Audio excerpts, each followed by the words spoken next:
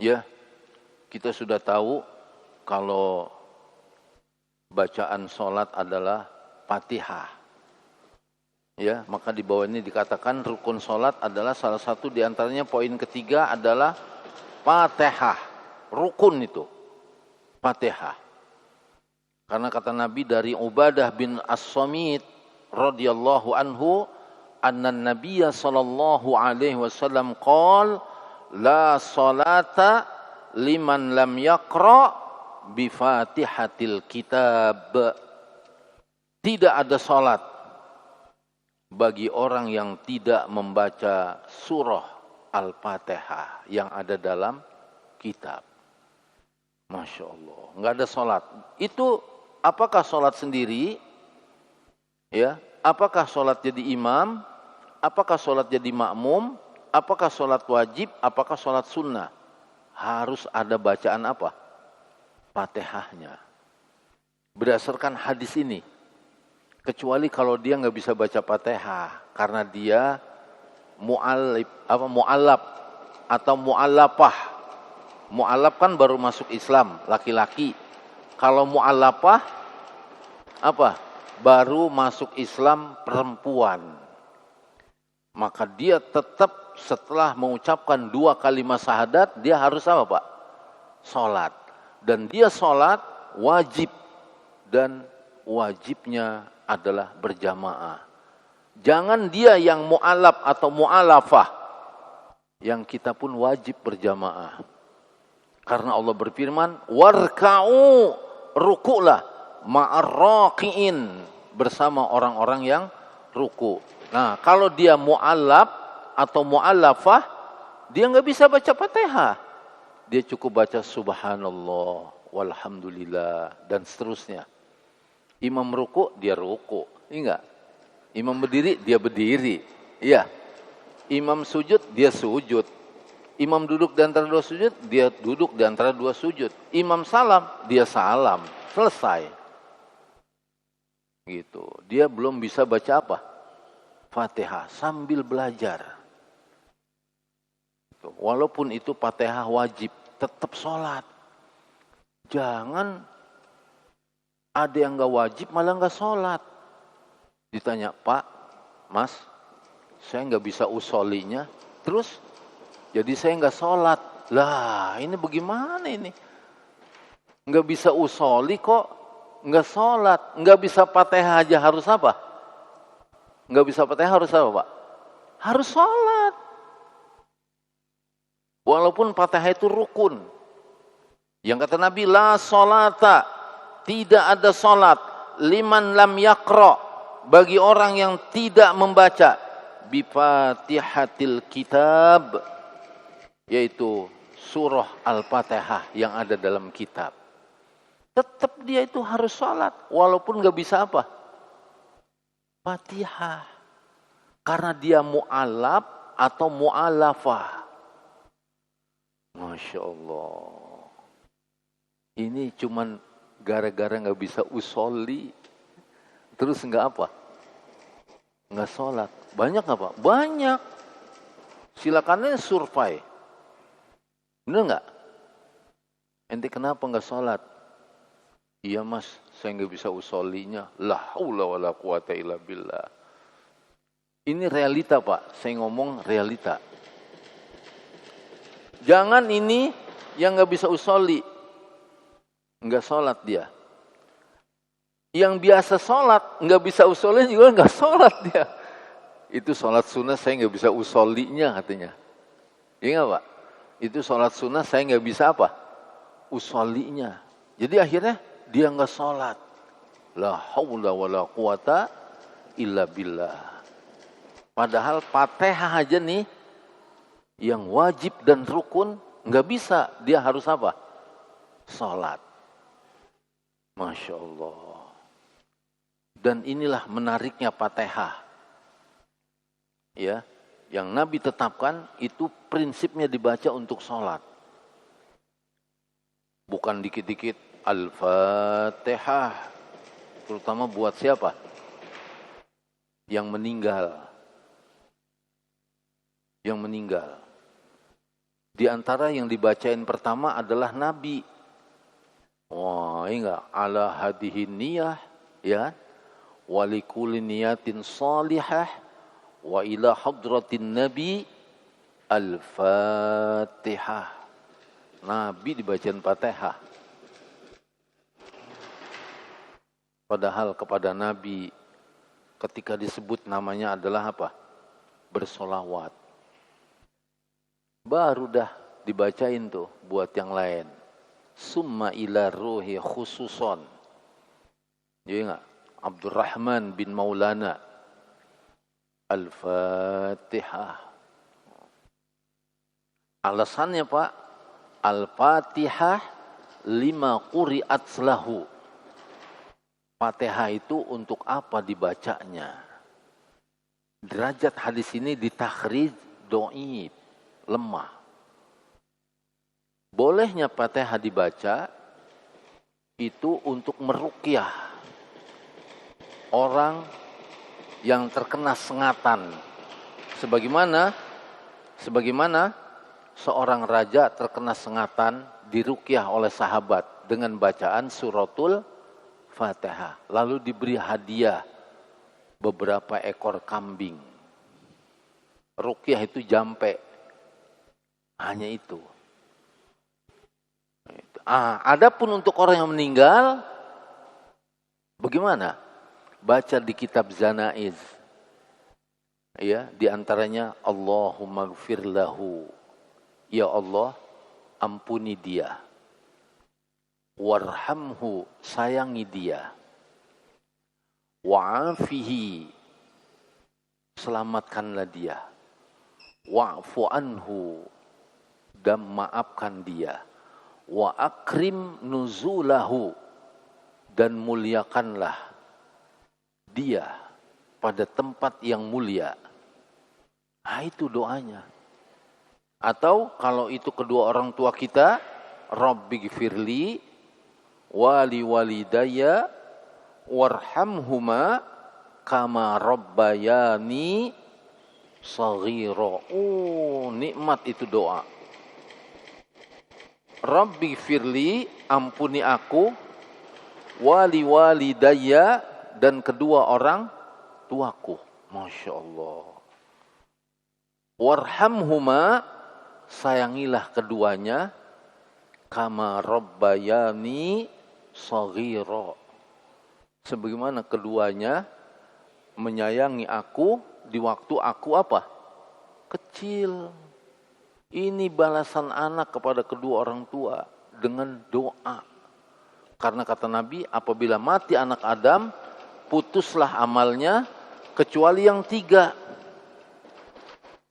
Di antaranya shadaqatun jariyatun, sedekah jariah yang dia keluarkan waktu hidup. Atau ketika dia mati, ada hartanya, kita jariahin. Kita jariahin Pak. Sampai enggak? Sampai. Orang harta dia buat pesantren, ini enggak? Buat masjid, musola, beliin karpet, beliin kipas angin. Waduh, pahalanya mengalir terus itu. Ya, udah langsung kasih, nggak pakai dibaca-bacain lagi. Nabi yang bilang sampai langsung, walaupun dia sudah meninggal. Yang kedua, au ilmun yuntafa'u bih, ilmu yang bermanfaat. Ilmu apa saja, selama itu manfaat. Oh, ilmu buat ini, ilmu buat itu, yang memberikan manfaat. Masya Allah, saya ngajarin dia nih, supaya dia ngerti tentang mekanik. Masya Allah, itu manfaat nggak? Manfaat. Gitu. Hatta dia diajarin cara membuat bom. Tapi bukan untuk bom bunuh diri. Atau buat ngebom orang yang tidak apa? Berdosa. Hanya untuk penjagaan keamanan negeri. Adanya angkatan darat, angkatan laut, dan angkatan apa Pak? Udara. Sebagai pengamanan negeri. Bila diperangin maka wajib memerangi. Bila tidak, jangan. Berlindung kepada Allah, di antaranya agar negeri kita ini menjadi negeri yang aman. Karena kalau negeri yang aman nih enggak, ente bisa duduk begitu. Coba di Palestina, nggak bisa begitu duduk. Ya enggak? Belonjor juga kagak bisa tuh. Kepikiran takut dia apa? Bom. Oleh siapa? Yahudi. Bengis Yahudi itu. Makanya kita berdoa agar negeri kita menjadi negeri yang baldatun thayyibun, negeri yang baik. Wa rabbun ghafur, adalah negeri yang mendapat ampunan dari siapa? Allah. Kenapa dapat ampunan? Karena beribadah. Ini kita harapkan. Itu ilmu yang manfaat, walaupun buat bom. Ya. Mengalir pahalanya. Masya Allah.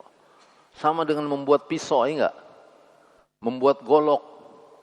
Mengalir pahalanya. Manfaat. Bisa buat potong buah. Dan lain-lain sebagainya. Nah, yang ketiga apa? Awaladun solih. Lihat, anak yang soleh. Bagaimana yang soleh? Yad'u lahu. Yang mendoakan untuknya. Makanya enak banget kalau punya anak yang soleh. Iya. Makanya antum yang punya anak, jangan bilang, weh, anak laki-laki jagoan bapak nih. Jagoan. Jangan bilang jagoan antum. Bilang, weh, ini anak soleh, ya enggak? Mudah-mudahan jadi guru, jadi pengajar ilmu yang bermanfaat. Jangan bilang jagoan, karena ada yang bilang jagoan. Kalau bilang jagoan, ntar tukang apa? Tukang apa kalau jagoan? Tukang berantem ntarnya. Jangan marah kita. Kalau dibilang, weh, punya jagoan. Janganlah, haula wala quwata illa billah. Ini rijal, pemimpin. Ya, dia orang saleh. Sama jangan suka bilang, wah dia kena hukum karma. Hukum karma, emang si karma punya hukum. Yang ada hukum siapa? Hukum siapa yang ada? Hukum Allah. Enggak boleh bilang hukum karma. Banyak yang begitu. Belum lama ini ngobrol di depan anak. Tuh Pak Ustadz, dia kena hukum karma. Anak langsung sekak dia. Antum enggak boleh bilang hukum karma. Si karma enggak punya hukum. Yang punya hukum siapa? Allah. Enak aja hukum karma. Enggak ada hukum karma dalam Islam. Yang ada hukum Allah Subhanahu wa taala. Jadi kembali, ya, yang baik itu punya anak yang soleh, yang senantiasa mendoakan. Maka dikatakan awaladun salih yad'u lahu, anak soleh yang mendoakan padanya. Mendoakan dengan tadi doanya, Rabbighfirli wali walidayya warhamhuma kama rabbayani shaghira. Di antaranya anak soleh itu anak yang sholat.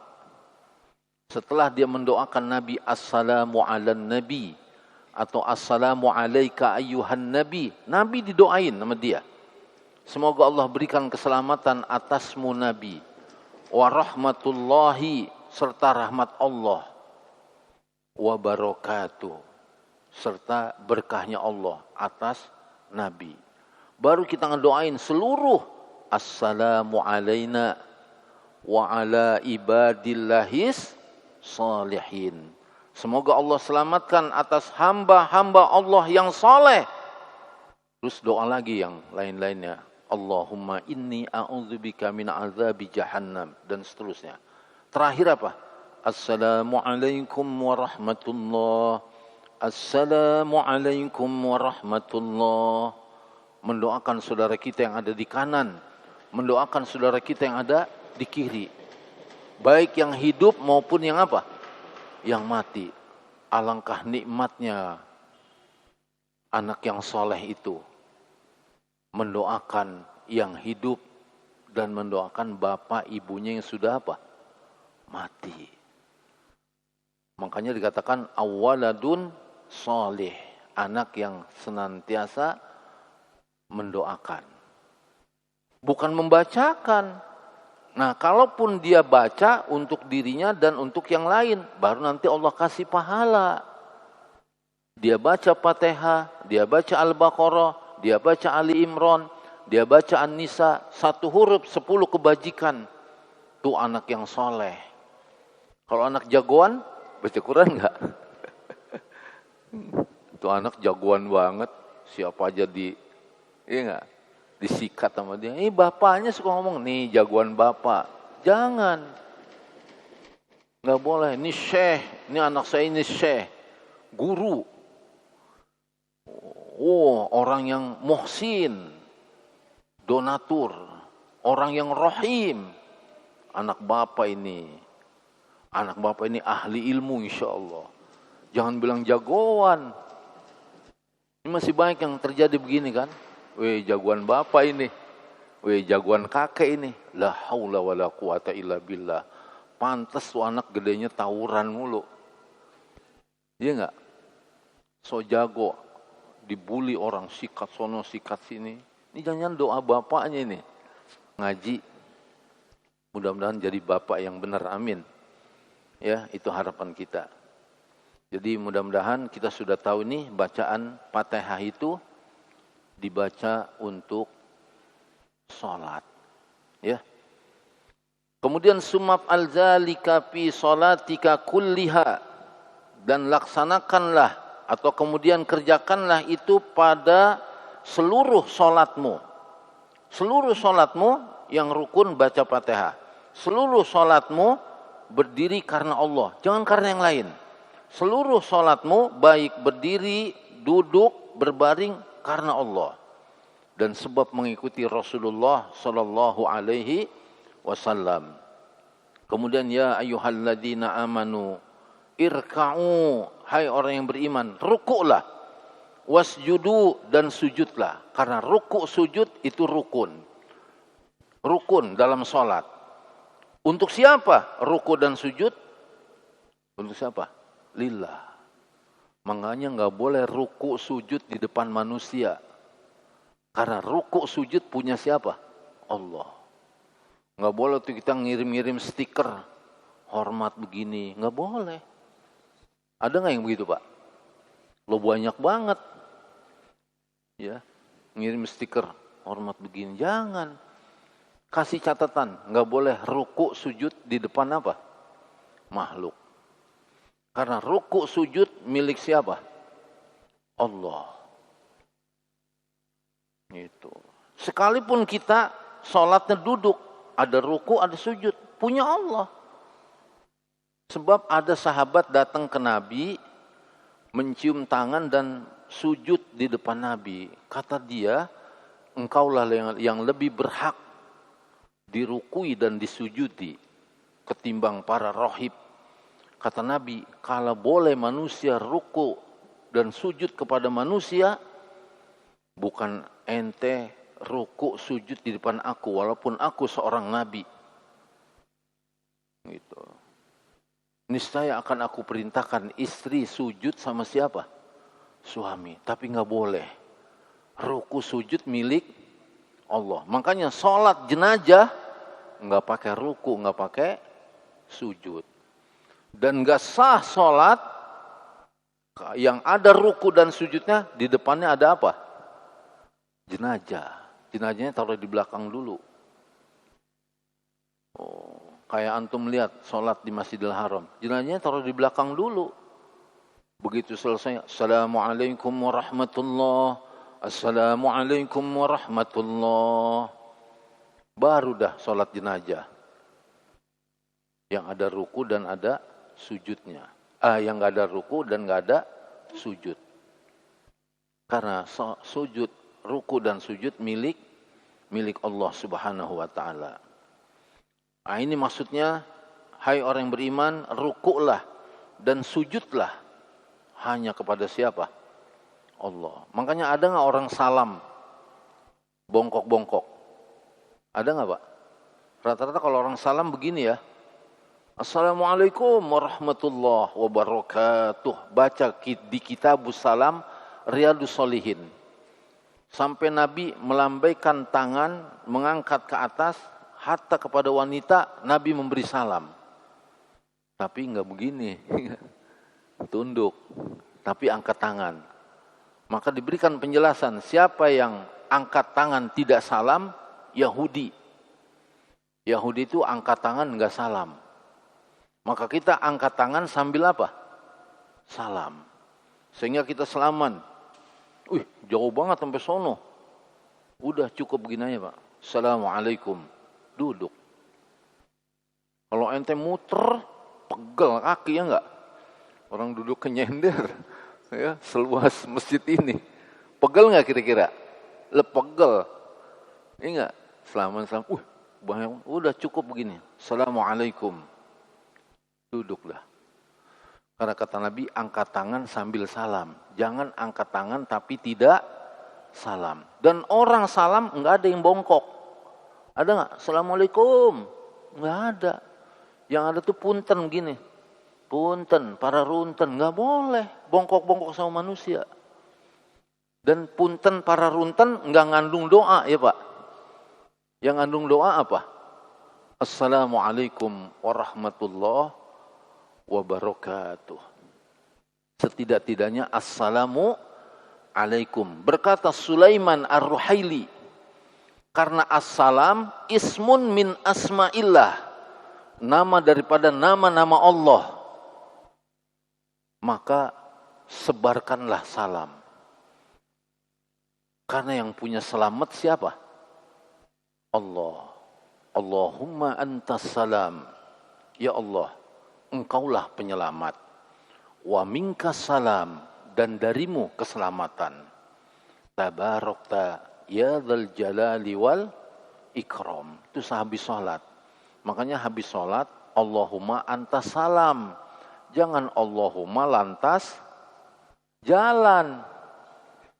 Ini kagak betah banget sama di masjid. Sama di mall aja kuat berjam-jam. Sama di masjid, ilaha illallah, kayaknya kagak betah bener. Nabi sama sahabat kalau di masjid nikmat, karena masjid baitun mim buyutillah, rumah daripada rumah-rumah siapa? Allah. Bukan Allahnya di sini, Allahnya di atas arsy. Ya, tapi rumahnya dinamakan dalam hadis-hadis adalah masjid-masjidnya. Makanya masuk masjid, tahiyatul masjid. Kalau masuk ke rumah kita, assalamu alaikum. Makanya kalimat assalamualaikum mesti dipahamin. Assalamualaikum warahmatullahi wabarakatuh. Ya, apa artinya? Semoga Allah berikan keselamatan atas kalian, alaikum. Karena yang punya selamat siapa? Allah. Warahmatullahi, serta rahmat Allah atas kalian. Pakai alaikum. Wabarakatuh, serta keberkahan Allah juga Allah berikan alaikum atas kalian. Masya Allah, hebat itu. Orang yang ngucapin assalamu alaikum. Saya pernah di Saudi. Orang masuk mobil saja nih, buka, krek, assalamualaikum. Karena ada Al-Quran, la tadkhulul bab qabla salam. Jangan kau masuk pintu kecuali salam. Dipraktekin, Pak. Waktu saya di Saudi, masuk rumah salam, keluar rumah salam.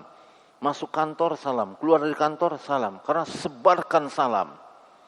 Karena yang punya keselamatan siapa? Allah. Luar biasa ya. Kemudian yang berikutnya ya.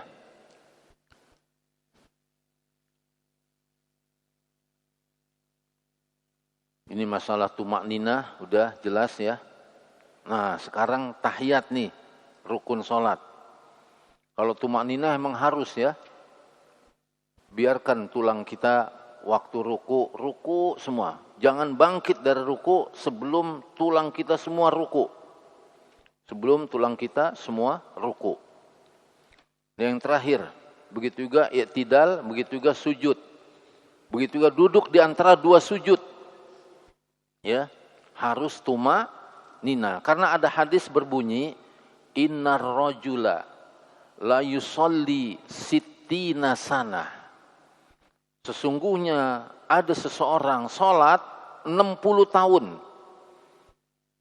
Ya, lalu kata Nabi apa? Wa ma tuqbalu lahu shalah. Dan sholatnya 60 tahun enggak diterima. La ilaha illallah, 60 tahun enggak diterima. Kenapa? Ada kalanya dia rukuknya tumak nina, tapi sujudnya tidak tumak nina. Ada kalanya dia sujudnya tumak nina, tapi rukuknya enggak tumak nina. Allahu Akbar, sami Allah liman hamidah, Allahu Akbar, Allahu Akbar, Allahu Akbar, Allahu Akbar, salam. Cepat bener. La haula wala quwata. Padahal habis sholat dia ngedelohom doang. Sama main apa? HP. Tapi kalau main HP, tumak nina dia. Nggak mau diganggu kalau main HP. La haula wala quwata illa billah. Sholat ngebut. Baca HP, habis dibaca. Masya Allah. Tumak nina bener baca HP. Tenang, nggak mau diganggu. Sampai anaknya nangis, dia ngetik tumak nina, ya enggak? Emaknya ngomong, si ayah, anaknya nangis, kata si ayahnya, lu nggak tahu, gue lagi ngetik. Khusyuk bener enggak? Takut salah. Giliran sholat ngebut. Inna lillahi wa inna ilaihi raji'un. Musibah, Pak. Kata Nabi, innar rajula la yusalli sittina sana. Sesungguhnya seseorang salat 60 tahun. Wa ma tuqbalu lahu shalah, dan salatnya enggak diterima 60 tahun. Kenapa? Ada kalanya dia ruku tumak nina, benar. Lalu sujudnya tidak tumak nina. Ada kalanya sujudnya tumak nina, malah rukunya enggak tumak nina. Makanya nikmatin berdiri karena siapa? Allah. Sebab mengikuti Rasulullah. Asyik pakai kita kasih ruku. Ini ruku milik siapa? Allah. Bukan milik siapa-siapa. Kemudian i'tidal sami Allahu liman hamidah. Apa arti sami Allahu liman hamidah? Allah telah mendengar bagi orang yang memujinya. Itu sami Allahu liman hamidah. Allah dengar kita di masjid ini. Karena mengucapkan sami Allahu liman hamidah. Langsung Rabbana walakal hamdu. Allah senang dipuji. Allah paling senang kalau dipuji.